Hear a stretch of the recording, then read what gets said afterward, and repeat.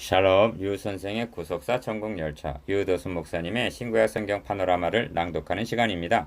지금은 마태복음 12장 22절에서 50절까지입니다. 이미 임한 하나님의 나라. 요절은 28절. 그러나 내가 하나님의 성령을 힘입어 귀신을 쫓아내는 것이면 하나님의 나라가 이미 너희에게 임하였느니라. 12장은 전체가 당시의 교권주의자들과 충돌하는 내용입니다. 앞 문단의 중심점이 1절에서 21절 안식일이었다면 본 문단의 중심점은 22절에서 50절 하나님의 나라에 있습니다. 주님께서 하나님의 성령을 힘입어 귀신을 쫓아내는 것이면 하나님의 나라가 이미 임하였다. 28절 달리 표현하면 안식이 임하였다는 말씀입니다.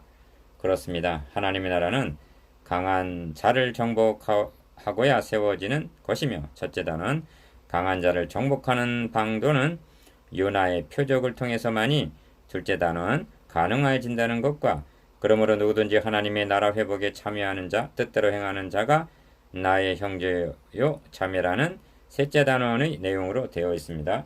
이렇게 세 단원으로 나누어 상고하겠습니다. 첫째 단원 22절에서 37절 강한 자를 정복하러 오심. 둘째 단원 38절에서 45절 더 이상 없는 최대의 표적. 셋째 단원 46절에서 50절 하나님 나라 형제와 자매들. 첫째 단원 22절에서 37절 강한 자를 정복하러 오심. 그때 귀신 들려 눈 멀고 벙어리 된 자를 데리고 왔거늘 예수께서 고쳐주심에 그 벙어리가 말하며 보게 된지라. 22절 1.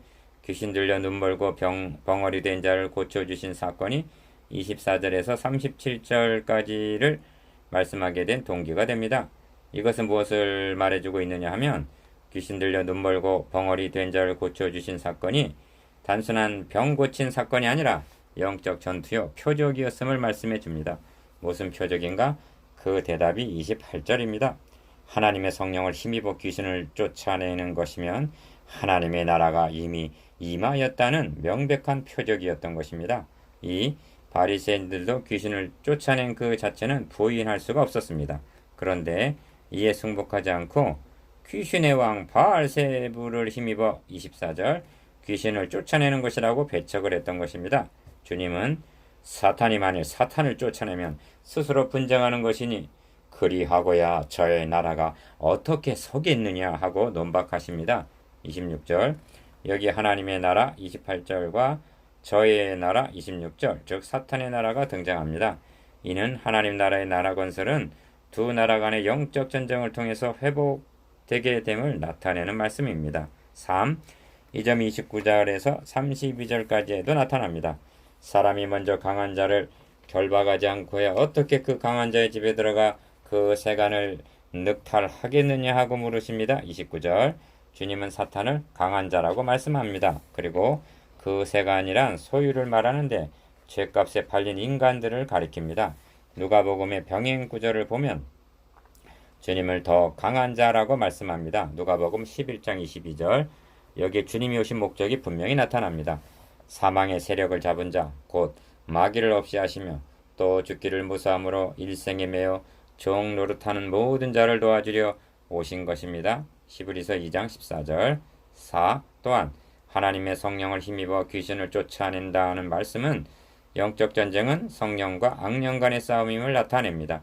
영적 논리로 하면 두 나라, 두 진영, 두 임금이 있을 뿐입니다. 그리고 두 진영 사이에는 소유를 쟁탈하려는 분쟁이 25절에서 26절 불가피하다는 점입니다. 이 분쟁은 너의 후손도 여자의 후손과 원수가 되게 하리니 창세기 3장 15절 라고 하실 때부터 예고된 것입니다. 그러므로 주님은 내가 세상에 화평을 주러 온 줄로 생각지 말라. 화평이 아니요 검을 주러 왔노라 하고 말씀하십니다. 10장 34절 이것이 바울이 싸운 선한 싸움이기도 합니다. 5. 그러므로 모든 사람은 자신이 알든 모르든 이 두 진영 중 어느 한편에 속해 있다는 것입니다. 중립은 없습니다.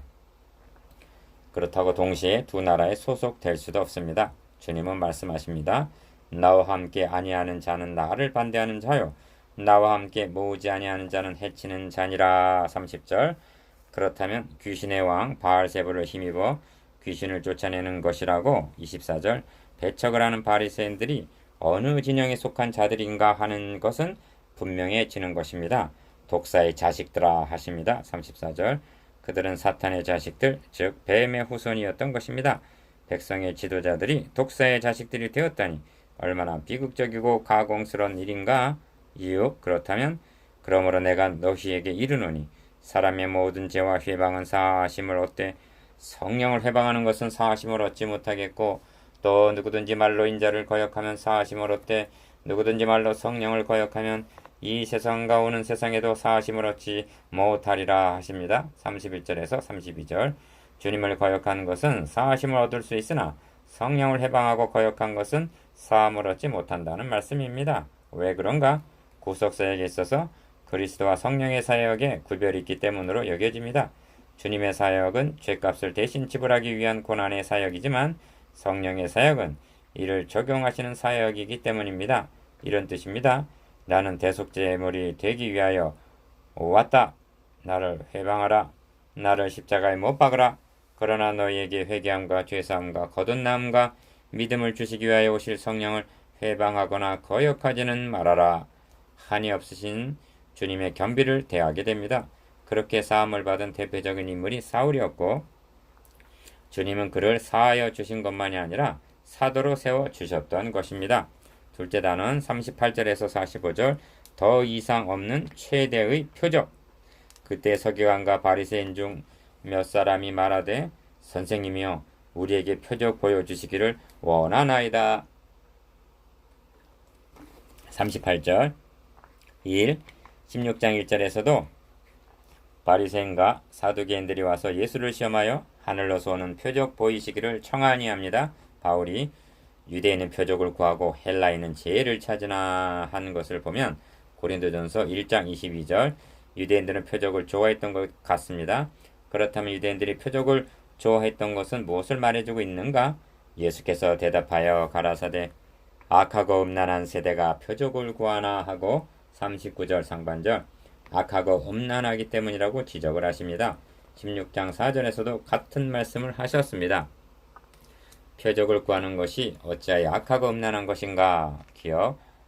악하다한 것은 주님이 행하신 표적들을 겸비한 마음으로 받아들이는 것이 아니라 귀신의 왕 바알세불을 힘입지 않고는 귀신을 쫓아내지 못한다 하고 24절 배척을 하면서 표적을 구하고 있기 때문입니다.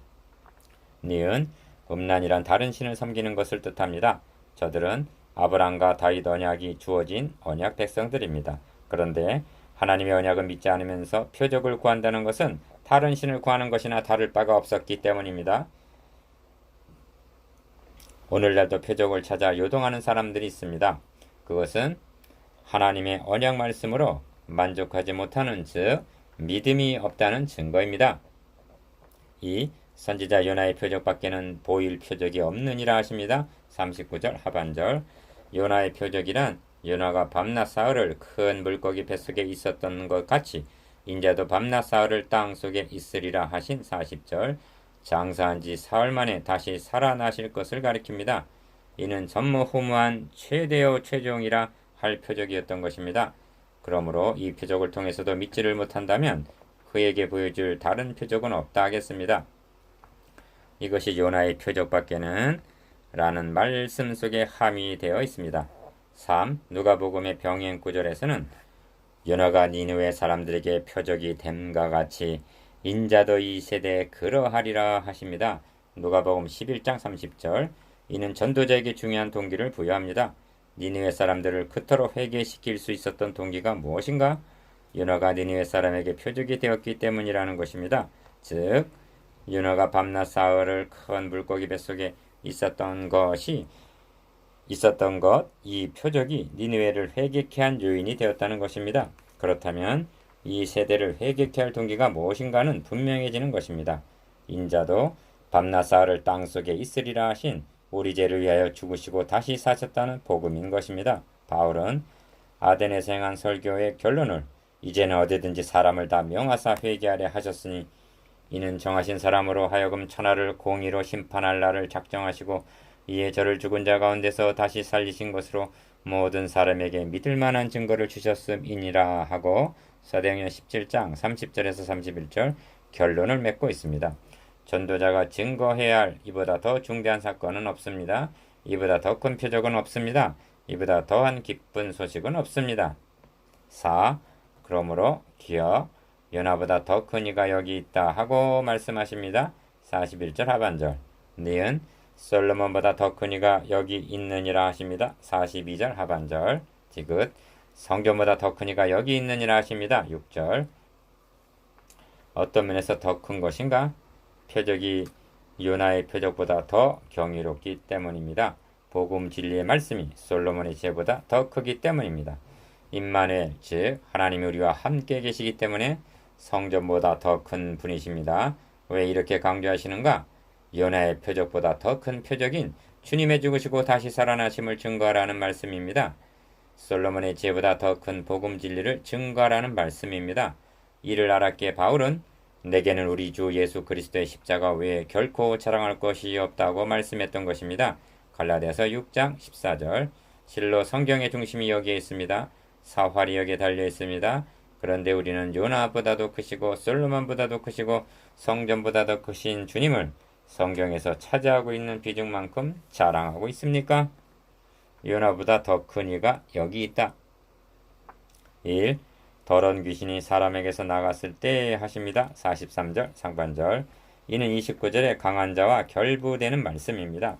더러운 귀신이 사람에게서 나간 것이 아닙니다.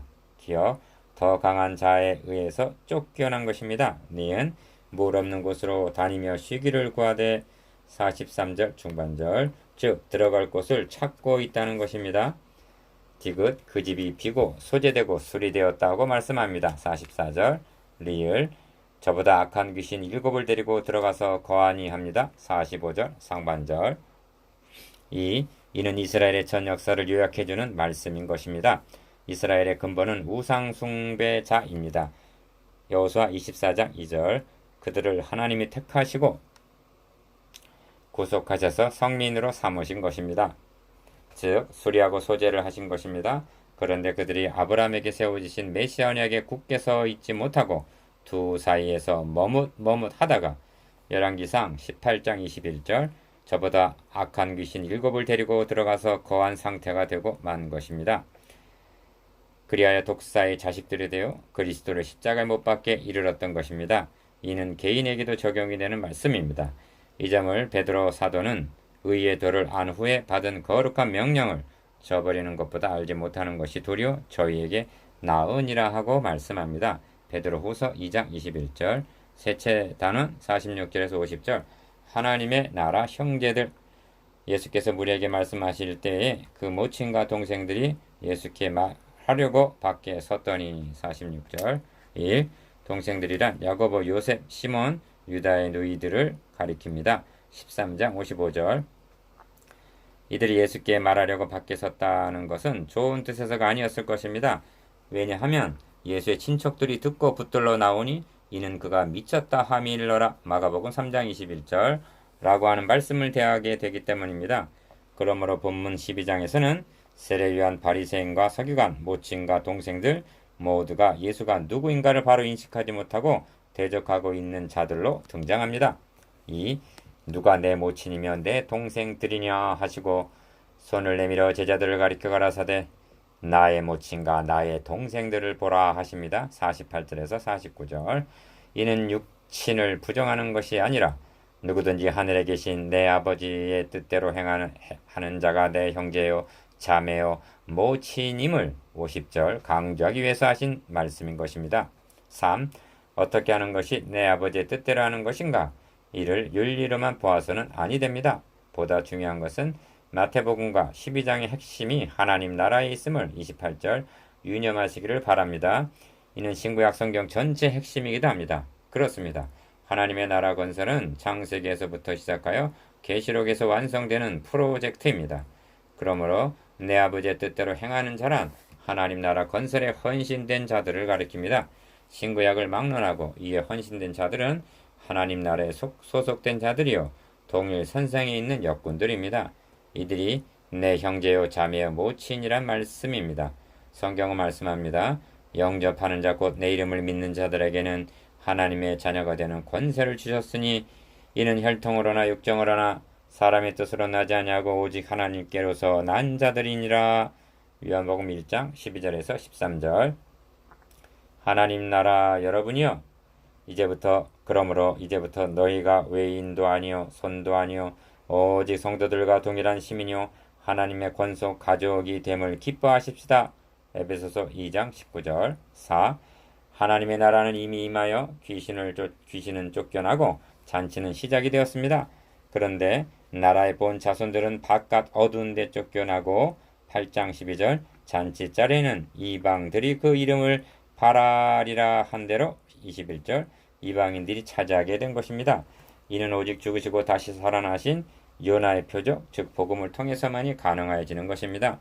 하나님의 나라 건설에 헌신된 여러분, 주님께서 내 형제요 자매요 모친이니라 하신 50절 하나님의 가족입니다.